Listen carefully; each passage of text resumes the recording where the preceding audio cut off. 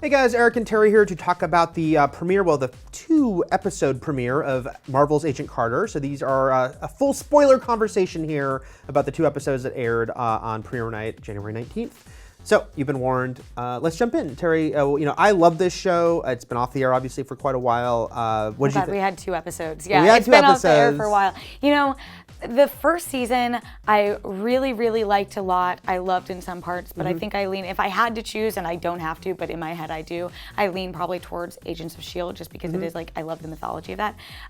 But Agent Carter season 2, when it comes back, this is a show that knows exactly what it wants to be, that it seems like everyone likes each other so much, and it's like everyone just seems like they're having so much fun making this show. So for me, watching it, I was just like, this is so much fun to watch. And I know that's not spoiler specific or anything like that, but the move to LA feels like it's reinvigorated it, the moving past the Captain America about it all, and really focusing on her as an agent and this whole mystery that's happening. I thought it was really great, and I'm really excited that it's back.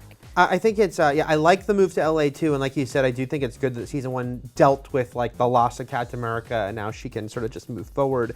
And I really like the setup as far as it's a very weird, almost X-Files type setup with the iced over lake in Los Angeles. The woman frozen inside it was weird and interesting and got sort of strange and creepy with what was happening to other people getting frozen and shattering. I thought that was, especially because season 1, we had Stark's inventions, but it was pretty grounded in advanced science. And now it seems like, okay, we're gonna get a little more sort of supernatural, weird. They've talked about how this is the Darkforce and it touches upon Doctor Strange and was used on S.H.I.E.L.D. in the one episode with Blackout.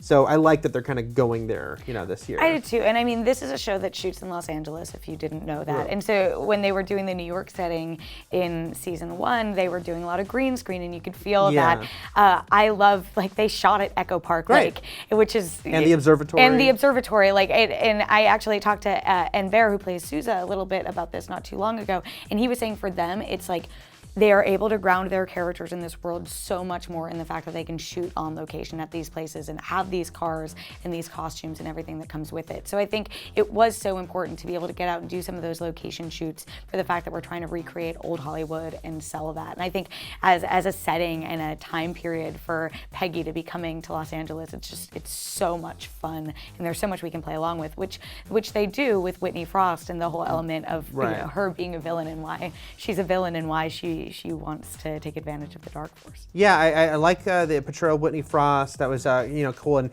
if you don't know, they've kind of they were influenced of the character was Hedy Lamarr, a real life actress / scientist.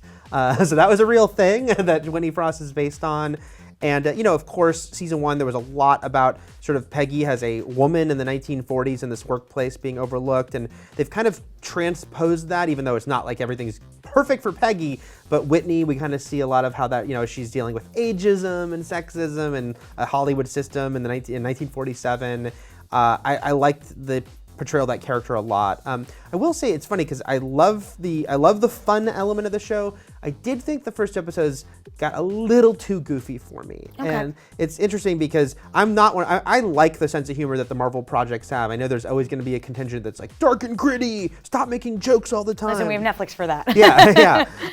But I think that is a strength of theirs, but there were a couple of times when I thought they could have dialed it back a bit, that it's a little too heightened. That. Because I feel again, they've figured out what the show is, the actors have figured out who their characters are, and it felt like they were leaning into it. But I could see that it might have felt like they were leaning too much into that. We have our core group of fans, we know who we're playing into, maybe we're playing a little bit too far with it. Yeah. But I liked a lot of the elements. It's there was, I liked Wilkes, who's obviously introduced as a potential love interest. I really liked how he made it very clear that he was into Peggy from the start.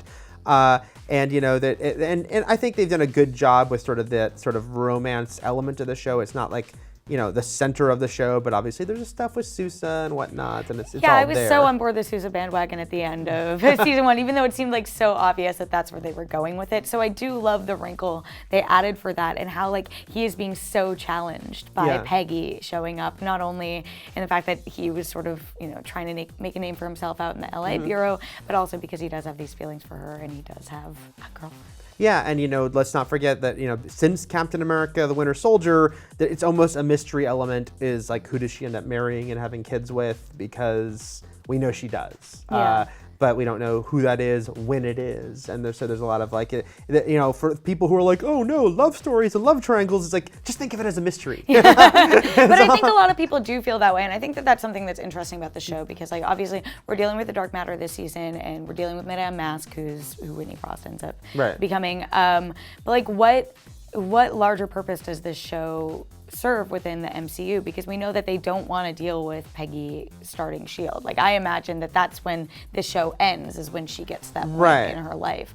So I'm really interested to see how they keep expanding it and keep finding ways to, make it interesting and relevant. But I did think it seemed like we're getting little hints there, like even with Kurtwood Smith's character showing up and talking to Thompson and being like, the SSR is outdated, it was for the war, maybe it's time for the SSR to go away. Right. It's like, okay, here's our like kernels. Like, again, I don't think they're gonna form S.H.I.E.L.D. at the end of the season, but I think that's your like little the nugget setup. of that will be there.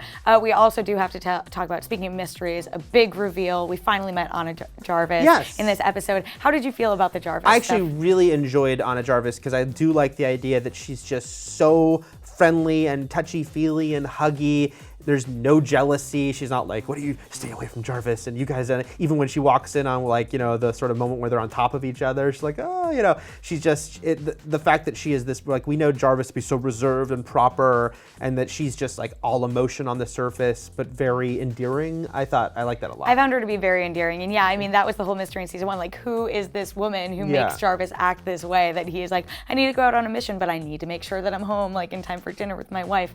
And I thought that she was just different. Like, I couldn't have expected that to be that character, but that is what I was hoping for, is like someone who just, was so different and so different from him. Also, that scene with him in the flamingo, like chasing the flamingo, I just thought that might have been some of the goofy stuff you were mentioning. James Darcy, was amazing. He goes a long way. Yeah.